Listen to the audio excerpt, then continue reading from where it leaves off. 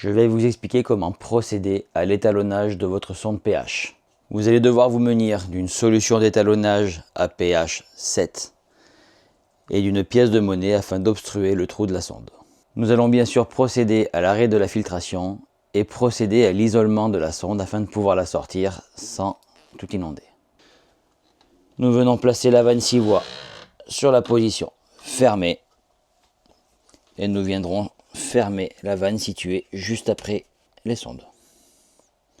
Nous pouvons maintenant retirer notre sonde pH en dévissant le presse-étoupe.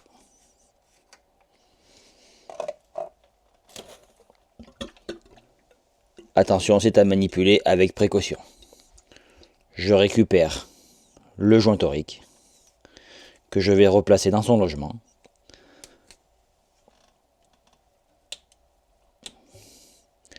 Obstruer le trou avec une pièce d'1 ou 2 centimes et remettre le capuchon.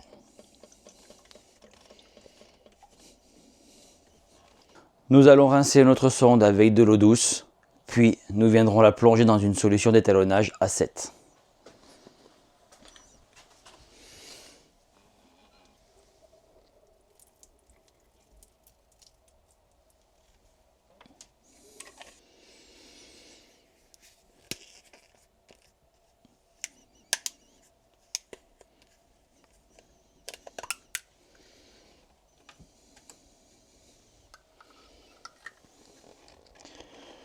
Nous la laissons tremper ainsi une dizaine de minutes. Pour effectuer l'étalonnage de votre sonde, vous devrez remettre la filtration en fonctionnement.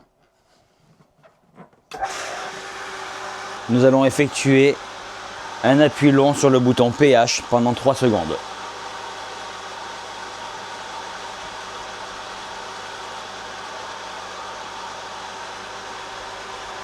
Nous sommes en recherche de solution. Notre sonde a bien détecté le pH à 7 et est étalonnée. Il est validé, signifié par la couleur verte. Nous pouvons également effectuer la calibration de la sonde via l'application Vigipool.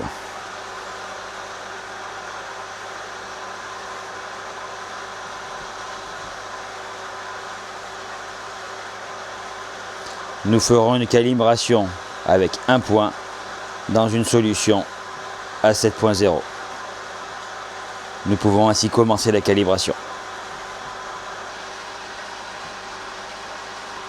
La calibration de votre sonde a été effectuée avec succès.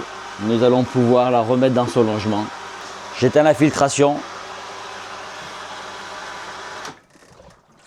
Je viens ensuite remettre ma vanne 6 voies sur la position fermée.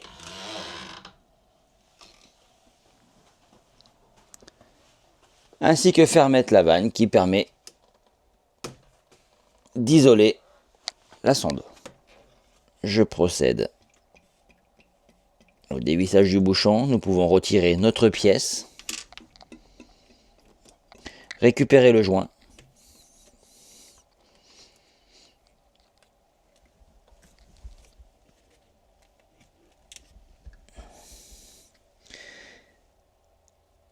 on enfile le bouchon, le joint et nous remettons minutieusement la sonde dans son logement.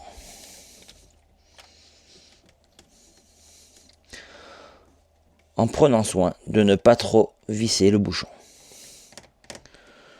Nous pouvons maintenant remettre la filtration en fonctionnement.